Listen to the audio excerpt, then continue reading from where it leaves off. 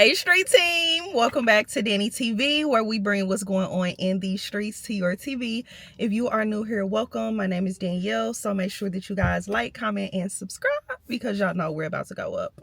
Yeah, it's been a minute. We just gonna ignore that. We're here, we're vlogging, and that's what it is. Happy Sunday, y'all. I am about to go into Trader Joe's. I always have a problem with falling off my routine because y'all know that I am a food content creator outside of lifestyle and all the other things that I do. So like I'll buy groceries, but then I end up getting a collab and I have to go out and eat and try this food, and it's just a whole thing. Beforehand, before I start like doing all of these collabs, I would cook pretty much every day, and then I would limit myself to 2 to 3 days to have like a cheat day and eat out. And then when I do like traveling and stuff like that, I end up falling off. So anyway, last week I did pretty good. I ate out twice, and the other days I cooked. So this week I am trying to follow the same schedule. I haven't been to Trader Joe's in probably like a year. I personally feel like Trader Joe's is an adult like junk food store, and y'all probably are wondering like, well, why are you there, right?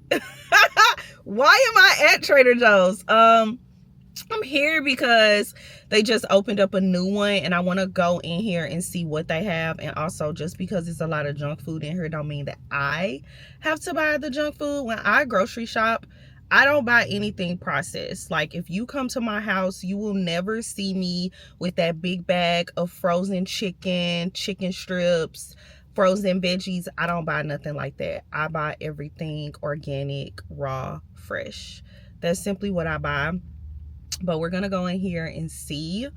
I know I am about to buy something that's processed. I'm gonna buy some chicken sausage and turkey bacon. That's probably like the only processed stuff that I really eat. I don't know. I don't like the whole frozen, already pre-made type of deal, and all you got to do is heat it up in the oven or on the stove. I don't like that. I like to basically make my stuff. So yeah. I always like to cook on Sundays.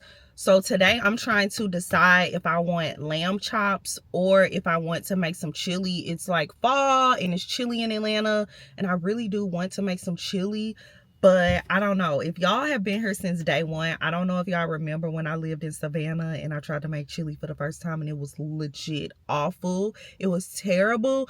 I don't want to have that experience, but I feel like now I got some meals under my belt. I know how to make roast, y'all. And when I say I make the best roast, my roast is so freaking good. Oh, it's so good. And I thought about making roast, but I always make roast. And I feel like when you make roast, you need to get up at like 7 o'clock. Because roast just take all day to make, and I don't feel like doing that.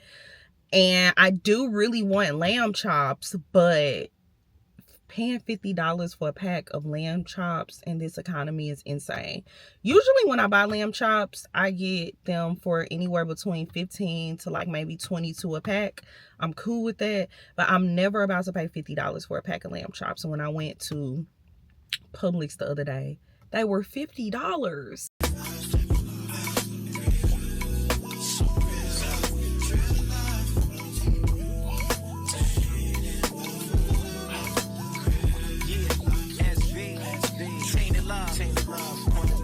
Check it out. You said you love me, but is it really real with you? Fix the green tea if I'm feeling ill, could you? Give me your back rub to soothe after a long day. I am officially home. We got the PJs on, the bonnet. I am about to make chili. So I got ground chuck. I was looking for chili brick. I don't know if anybody that's watching this has ever heard of chili brick, but that was something that like my granny used in her chili, and something that my mama and my daddy both had told me to get. But I guess they don't sell chili brick in the South, because people was looking at me like I was crazy when I was saying that I was looking for chili brick. So I guess when I go home, I'm gonna have to get some chili brick. I don't know. Let me know in the comments if y'all know what chili brick is. So I got chili beans, the kidney beans, and the mild, and then some chili seasoning. Of course, I'm gonna jazz it up with other seasonings I have at home. Got crackers, and then I'm going to put bell pepper in my chili, and I think that's it. I saw people putting onion in their chili, but I don't want onions in my chili, so I'm not doing that. Yeah, so let me know in the comments how y'all make y'all chili. This is my first time making chili, so I'm excited. I figure if I can throw down and make roast, I can make chili. Forgot about this. I also have some diced tomatoes, so we are going to make it do what it do. Cornbread as well. I saw someone say that they put their chili over rice. That's just too much. I feel like chili is a meal by itself. You don't need to put chili over rice. I don't know. Let me know, because everybody is different. You supposed to put the seasoning on there right now. No, I'm putting it on there when they go in a crock pot. See, she don't know that. So you know how to make chili? Yeah. No, you don't. I do. No, you don't. I'm gonna ask your mama, do you know how to make chili? And I bet you she say no. Yeah, I don't know about Okay, so meat is browning. Yeah, I'm in the kitchen. Everything is now in the crock pot, and we're gonna see how this turned out. So ground beef, I put some beef broth in here, the chili seasoning, bell pepper, and chili mild kidney beans, plus sliced tomatoes.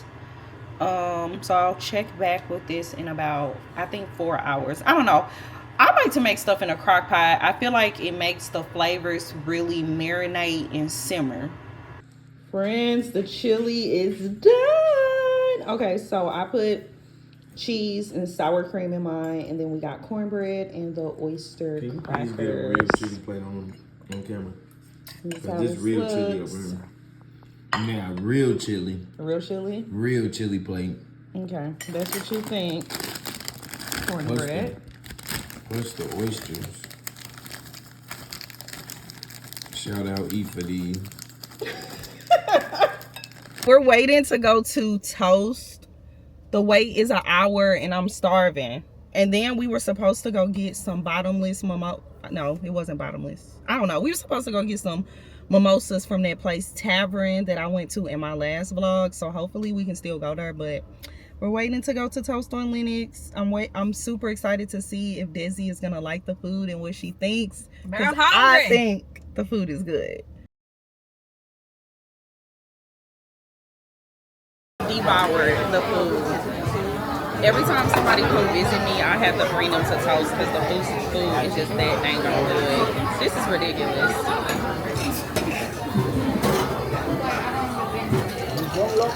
No, not yet. Thank you. Thank you.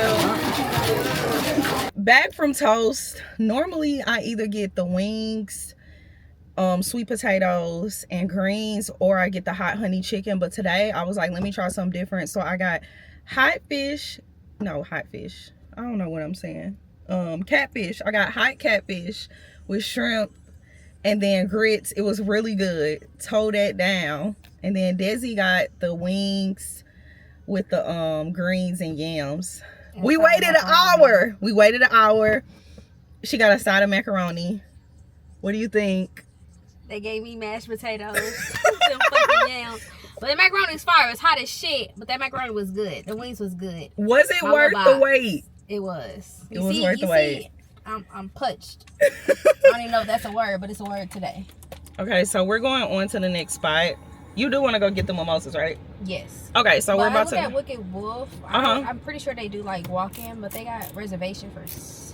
That's the earliest they have. Okay, that's fine. Hey friends, spend the weekend with me. My bestie came to visit. First stop was Toast on Lennox. Y'all know I stay at someone's restaurant, but this is easily my favorite restaurant in Atlanta. I haven't found better food yet. Next stop was Taverna. We are going to get a deal, the $3 mimosas and Bellinis, period. Why hasn't anyone told me about Wicked Wolf? When I say we had a ball and a time, this was well needed. Monday night, I went to my first Falcons game. That game day energy is crazy. The Bills fans really came out. We had field access, and I just love that for us. Jeezy performed for halftime. This made up for me not attending the concert. Basically, I was outside all weekend.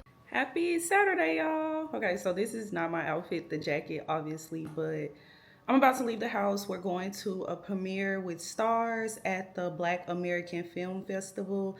They're playing the they're showing the first episode of Forest, but y'all, it's raining outside. I don't know where my umbrella is, so I had to put this jacket on because we need to protect the face, the hair, all of that. So I'm gonna catch up with y'all once I get to the screening. So I think it's amazing we were able to put this season together. I mean, because actually it's hard for shows to go this long. Even 3 seasons hard. Even though we have such an amazing show that we should go on forever. But I think with Diamond right now, Diamond actually was kind of just good with just letting it be just Southside, Southside Chicago. And we come with this ambitious white boy that comes in the city, and now he's trying to do a little bit more than that, and Diamond's trying to fill it out. So I think it's great to go along this journey, to go along this ride, to see how Diamond figures it out, how all the other characters figure it out, how the alliances lie, and then see what Diamond's gonna do with his brother, and his family, and what he's gonna do. We're gonna figure it out together. Yeah. We're happy and we're singing. And we're brothers. I cannot. Y'all may act like brothers in real life. It's really funny to see. Adrian, I want to bring you in here. So whenever I see Shanti on screen, my first thought is a scheme that Taj set up, just like Real Housewives of Atlanta. But it's really a scheme that Shanti set up. So now that her scheme went left to have Tommy killed, how many more schemes is she gonna come up with this season? I imagine a lot. Oh, she's got schemes. She's got, a couple of episodes. And like an episode may start one way and it goes left and she pivots and makes another decision, and it's her game. It's what she wants always. And so she's a selfish character, which I'm sure y'all know. Yeah. But yeah, it's about what she wants, and if she has to drag somebody into it or change the game on them, she will. Yeah. Speaking of dragging people into it, I mean, I just think Jannard always gets dragged into it. Everything. It's perfect that I'm in the middle, actually. This is subconsciously we did this the right way. Absolutely. You know what I'm saying? Because like Jesus. Yeah, we talked about this a little bit the other day about how I think he might be letting her think that she's running the show. Because we did the yes, press interviews. yes, exactly. Tell us. You can gas him up if you want. No, that's what I think. Sometimes. Happy wife, happy life. Sure. Even if it ain't your wife, girlfriend, whatever, keep them happy, your life will be better. That's just, fellas, noted. Cool. But also at the same time, sometimes Jannard just makes her think that she's in control. Because sometimes it's easier to just be like, you know what, you're right, man, okay. And then go out and do what I want to do anyway. Because that's typically what happens. So are you really in control? Right. If I'm just essentially just getting you to be quiet, just shut up. I got you. Okay. Got it. Sure. And then I go out and do what I want to do anyway. So if that's your idea of control, then you have at it. All right, honey. I can't. Something that's really central to this series is family. Yes. So obviously we have Diamond and we have Jannard. Isaac, are we gonna have to see Diamond choose between his sworn brother Tommy and his blood brother Jannard? How many of you all have family members that you love, but damn, they get on your nerves? Oh, okay. So we got some witnesses in the building, testimonies. I think Diamond is always facing a situation because that's his little brother, and I think we touch on that in season 2 when you see the scene. You remember the scene where Diamond was talking to his father, and how his father was very candidly like, "Hey, I didn't like your ass, like that, but I knew that because you were stronger than me." He said, "But I need you to take care of your little brother." And I think in that scene was so powerful because it was a testimony to where Diamond had to revisit his responsibility to his brother and revisit that what he owed his father, even though he didn't care for his father was in his life. And I think it's a testimony to, you know, that we all have family members and we have the responsibility to them, whether it's kids, whether it's a brother or a sister, that we have to take care of them regardless. You know, and I think in this season, you're going to see that, you know, Diamond's trying to live up to that, but he's also trying to just, you know, he really wants to pull his brother in. The deepest part of it, I think, of Diamond is that he really he loves family, but it's synonymous to what Tommy feels. Tommy loves family, you know, like that, and what he's doing, how angry he is about love. And, you know, you look back at even the love aspect of, you know, Tommy and Maria. Well, you know, Diamond wanted that love too, so is he a little bit like, you know, jealous? Like he told Tommy a long time ago, you know, in the first season, don't mess with Maria. She's off limits. You know, but what does he do? Falls in love, and now he's fighting for love, and now we see how that works. So I think that you'll see this, you know, Diamond trying to pull his brother back in, trying to keep him. He want to keep him close. He want to protect him, but he's trying to keep him close and bring it in. But we'll see how that alliance works. Chris, I want to talk about Jannard and this hate he has for the white devil.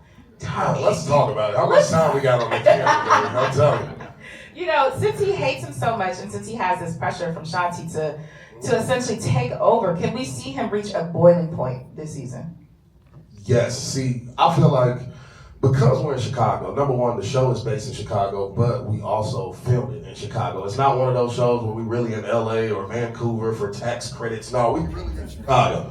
We really in Chicago doing that, you know? So, number one, that's a testament to the city. Like, Chicago is the backstory. So for me with Jannard, what I try to do is, and I'm really from Chicago, so, oh my mama, who from the crib in here? Shout out to Chicago, you already know. But I feel like I'm the voice where I'm always thinking, okay, this is Chicago. Remember that, Chris, you're from Chicago, Jannard is from Chicago, so try to add those subtle nuances to Jannard, because this wouldn't go down. It's like, I look at the show and I always wonder, why am I the only one that doesn't like Tommy?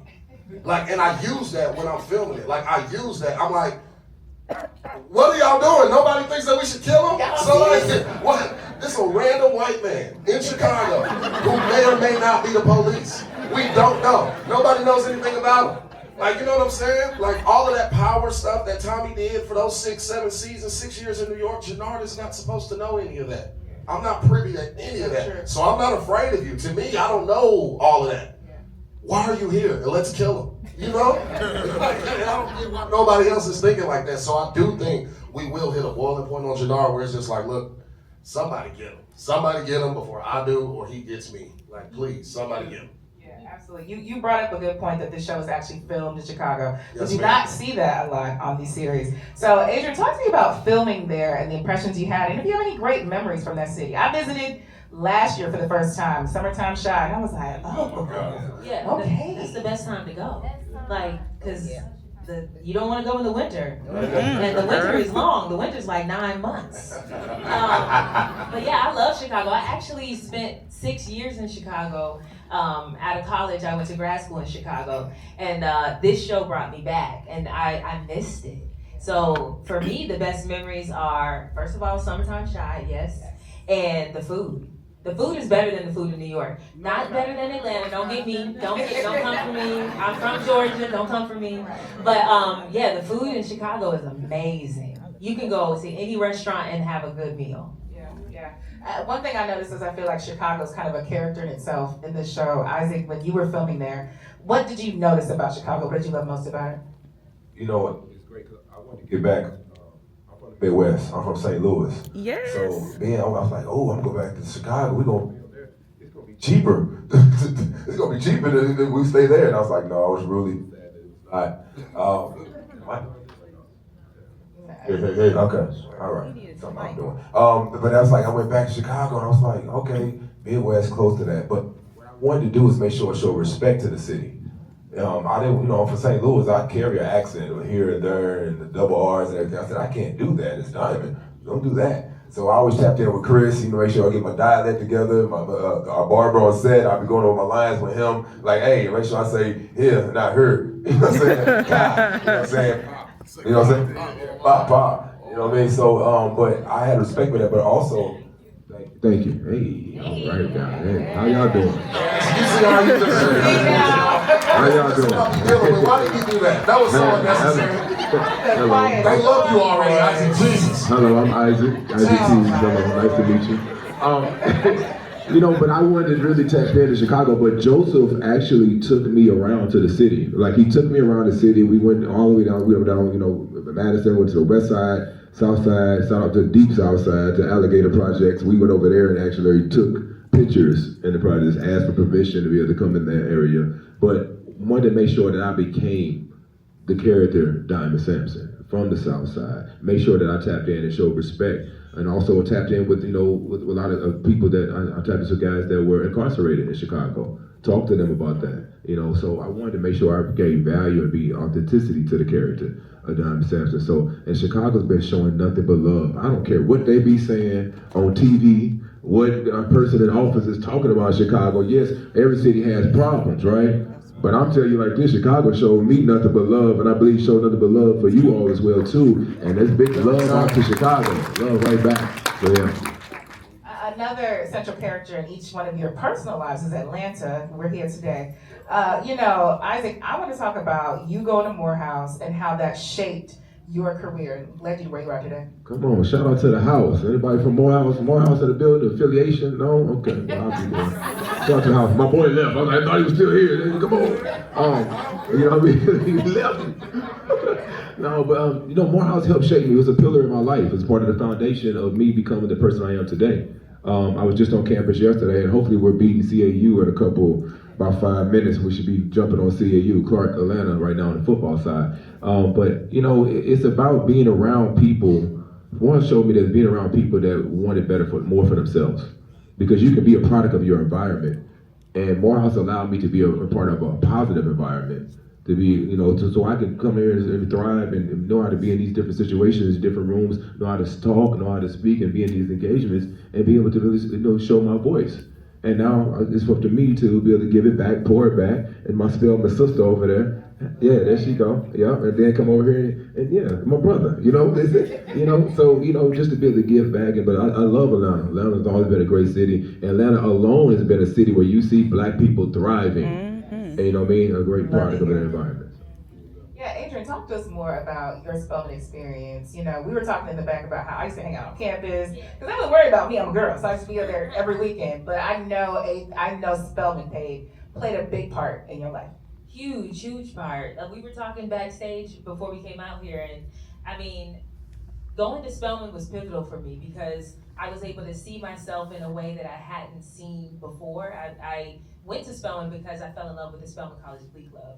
So I wanted to sing with them, I wanted to be a part of that organization, and I found a sisterhood there. And it gave me confidence. Before then, in high school, I was a very shy kid. My sister's here, she knows. And being at Spelman gave me the confidence to even sit here and talk to y'all right now, to be in a film and be on stage and all of that. So just seeing women like me and the diversity of us was powerful, and it's impactful, and I'm grateful that I went to Spelman. I wouldn't have gone anywhere else. My life would be completely different had I gone somewhere else.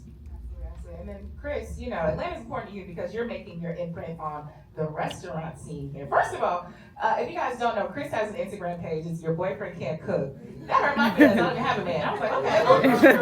Right? But it's leading now to these restaurants. Tell us more about your restaurants here in Atlanta. Yeah, also though, I used to live in Atlanta too. And my family's here, like my mom, dad, sister, niece, everybody. My mom and dad are here now. My pastor here. So y'all stop playing with me. Amen. This is the grill. Amen, Pastor Jackson. All right, Pastor.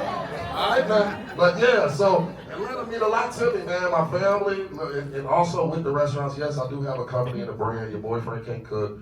That's my company, my brand. I go around. It started as like a joke, honestly, and then I was just like, you know what?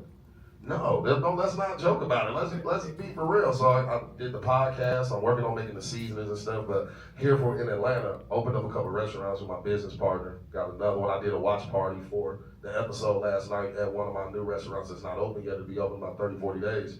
But we did a watch party there. It was very successful. People came out and showed love. City of Atlanta. A couple people is here now that was there last night. It was decent. Y'all have fun? They hung over. Yeah, they hung over. Right, see? They know.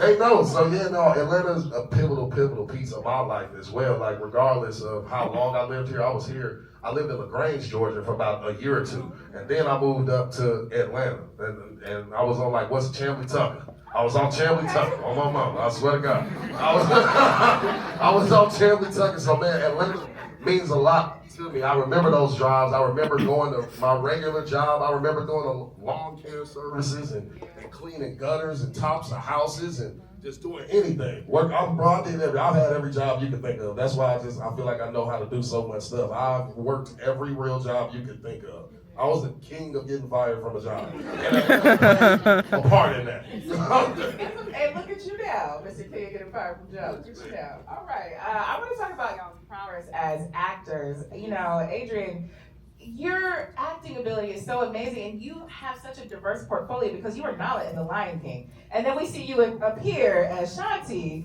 Talk to me about your range and how you get into character to play someone like this. You know what? You take me back to my audition. So I auditioned for Force 3 different times for 3 different characters. Yeah, so this was my 3rd audition for them. And up until this point, I was like, okay, whatever. You know, here we go. Let's do another audition. And when I got a call back for it, I was like, oh my God, okay, they're considering me. And I remember I was still in The Lion King, and I went in and I was talking to one of my castmates, and I was like, you know, I don't know about this. I don't know about this. And she was like, you know who she is.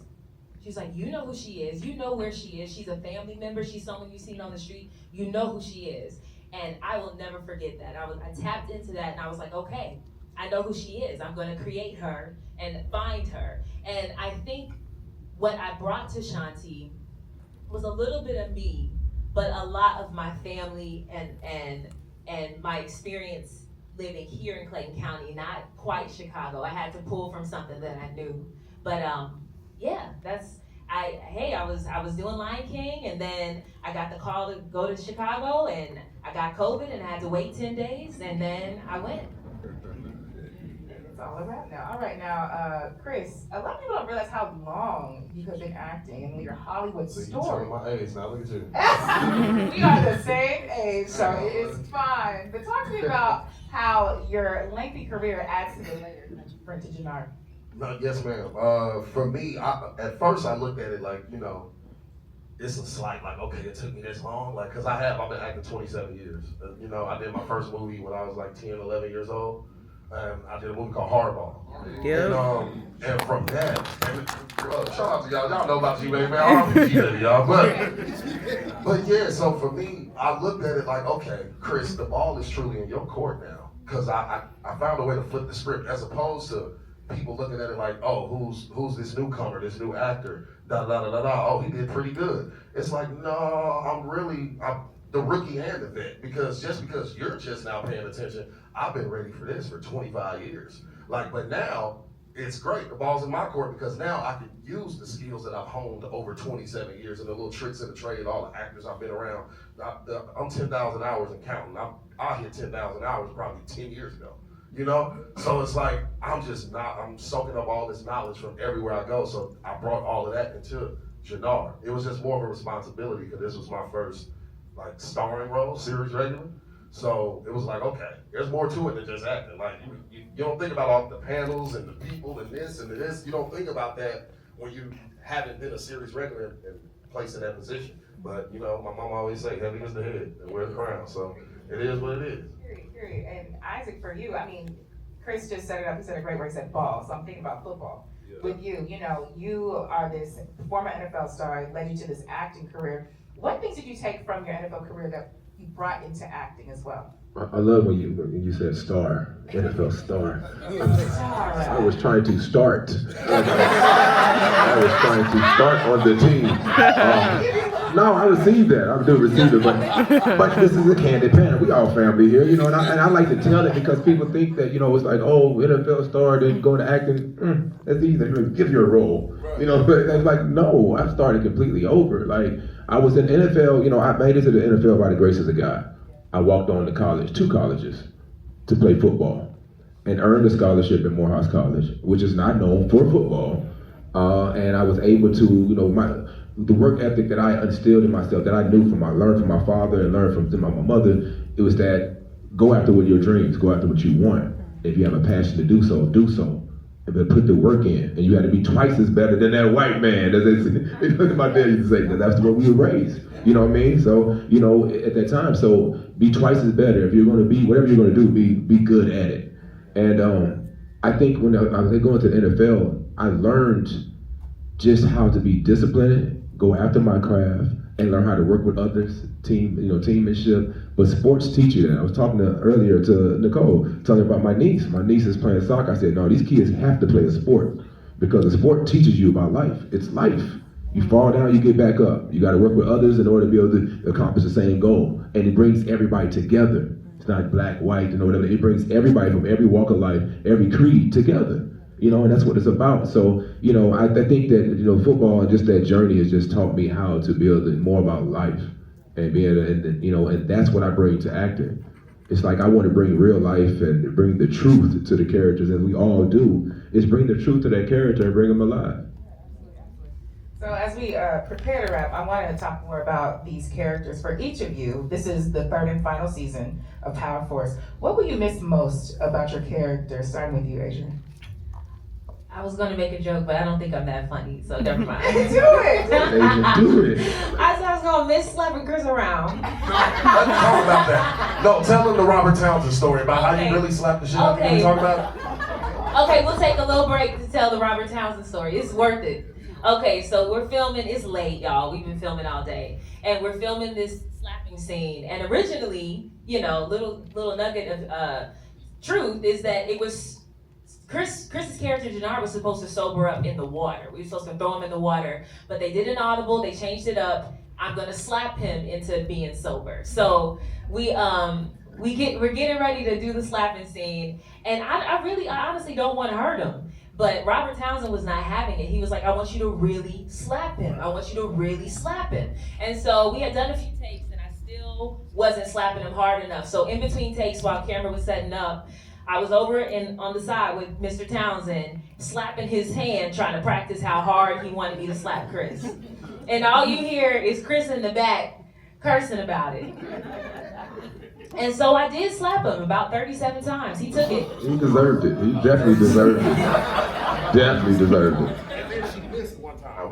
I did. One time she missed and her whole forearm hit me in the mouth, and that's the take they used. But I didn't break character. All I said was I ad-libbed. I said, because I started bleeding. I went like this. I said, damn, Shanti. And I really wanted to say Adrian. Like I wanted to say cut, but I didn't say cut. And that happened. She really hit. I'm so sorry I missed. I do have long arms, so it's hard a little, yeah. That's showbiz. So you're gonna miss. I'm gonna miss Shanti's wardrobe. I'm gonna miss the crew. I'm gonna miss hanging out with y'all. Like I feel like this is our last hurrah right now. I'm just gonna miss the people. I've made really great connections. I'm gonna miss being on set and vibing with everybody. What about you, Chris?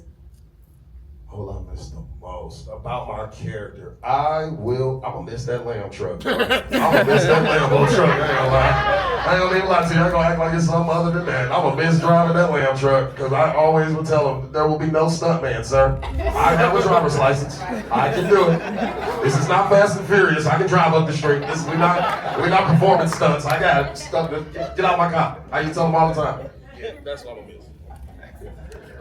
I think I'm gonna miss having a job. I'm gonna miss the paycheck. I'm gonna miss, no, real talk. That's enough. Okay, I'm about to get emotional. Y'all help me now. Stop crying right now. Hey, take your time. Stop crying right now. Take your time. Take your time for that. Come on, President. Take my time now. I'm going to miss really the camaraderie. We really have an amazing cast and crew. And I'm talking about, like you're seeing right now, this is just a tip of the iceberg of how we are in between takes and sets. Like, we just be like, we really are a family. We have group texts. We talk to each other, we try to support each other, whatever we got going on. Watch parties, everybody's pulling up and showing up. And it's like, it's really the love behind it. And then also, I just really appreciate the challenge of how we go in. We take the acting seriously. When we go on set, we like, nah, bring it.